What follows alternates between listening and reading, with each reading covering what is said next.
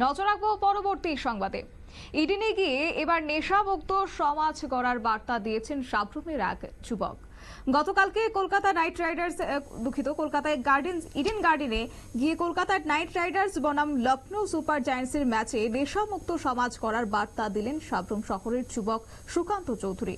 সাম্প্রতিককালে নেশার কবলে ধীরে ধীরে ঝুঁকে পড়ছে যুব সমাজ, তাই তিনি খেলাধুলোকে প্রাধান্য দিতে গিয়ে ত্রিপুরা রাজ্যের গর্ব ক্রিকেটার মণিশঙ্কর মুরা সিং এর কথা উদাহরণস্বরূপ উল্লেখ করেছেন এবং বর্তমান যুব সমাজ যাতে ড্রাগসের পরিবর্তে খেলাধুলোকে নেশা হিসেবে নেয় তার জন্য বার্তা তিনি দিয়েছেন। কি বলছেন শুনুন। নমস্কার, আমি সুকান্ত চৌধুরী। আমরা ত্রিপুরা থেকে এসেছি খেলা দেখতে। আমার হাতে যে ব্যানারটা দেখতে পাচ্ছেন এটা হলো সে নো টু ড্রাগস, একটা অ্যাওয়ারনেস ক্যাম্পেইন।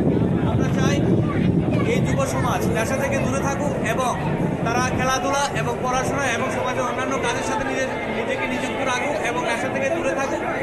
তাই আমি এই মাঠ থেকে, ইডেন গার্ডেন থেকে আমি বলতে চাই সে নো টু ড্রাগস। আপনার যুব সমাজ আপনার নেশা থেকে দূরে থাকুন এবং এখন বিশেষ করে এডমিশনের সিজন, বাচ্চারা এক স্কুল থেকে এবং এক কলেজ থেকে অন্য কলেজে এসে এডমিশন হবে এবং তাই আমি প্যারেন্টসদের এবং যারা স্টুডেন্ট আছে তাদেরকে আমি বলতে চাই তোমরা সজাগ থাকবে, তোমরা এমন কিছু করবে না এবং বন্ধুবান্ধবরা তোমরা যদি এমন কিছু করবে না যাতে নেশার মধ্যে নিজেকে আকৃষ্ট করো, তাই তোমরা নেশা থেকে দূরে থাকবে। তাই আমার এই ব্যানার, আমার এই সচেতনতামূলক একটি বার্তা সে নো টু ড্রাগস। ধন্যবাদ।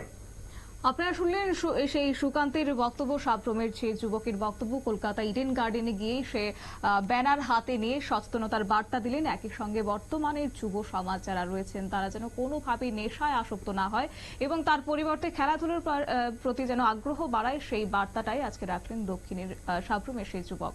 নিয়ে নিচ্ছি ছোট্ট একটি বিজ্ঞাপন বিরতির সঙ্গে থাকুন।